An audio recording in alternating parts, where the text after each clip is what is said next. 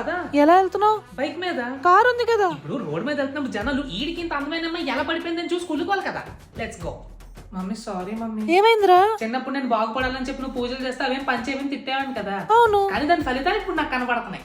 ఏంటి మమ్మీ మొన్న వచ్చారో లేదో తను వంట చేయమంటున్నారంట. వంట చేయాలి కదరా. మీరు కాస్త చెయ్యండి, తన్ని కష్టపెట్టకండి. శాలిని నేను అడిగితే ముద్దిస్తావా? ఇస్తాను. ఏది ఇవ్వు.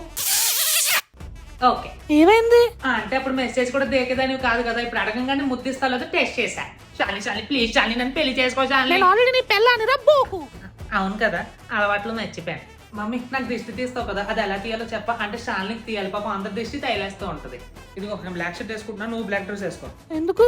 ఇప్పుడు మా ఫ్రెండ్స్ ని కలవడానికి వెళ్తున్నావా, అక్కడ వెళ్ళిన తర్వాత మన ఇద్దరు సేమ్ కలర్ డ్రెస్ వేయడం చూసి మా వాళ్ళందరూ అని అరుస్తారు. అప్పుడు ఆ ఫీలింగ్ ఉంటది. ఏముంటది? ఆ ఫీలింగ్ విలువ నీకు తెలియదులే. ఏంటి మమ్మీ తనకి ఇంట్లో మంచి బట్టలు వేసుకోమని చెప్తున్నారంట. మరి షార్ట్లు వేసుకుంటుందిరా. హరు లైఫ్ హరు రూల్స్. ఇదిగో నీకు కావాల్సిన చాక్లెట్ అండ్ మిగతా వస్తువులు కూడా ఆర్డర్ పెట్టాను. నీకెలా తెలుసు? నీకు కావాల్సింది నాకు తెలియకపోవడం. Silly car. సబ్స్క్రైబ్ చేస్తే మీకు క్రష్ వచ్చి పెళ్లి చేసుకుంటది.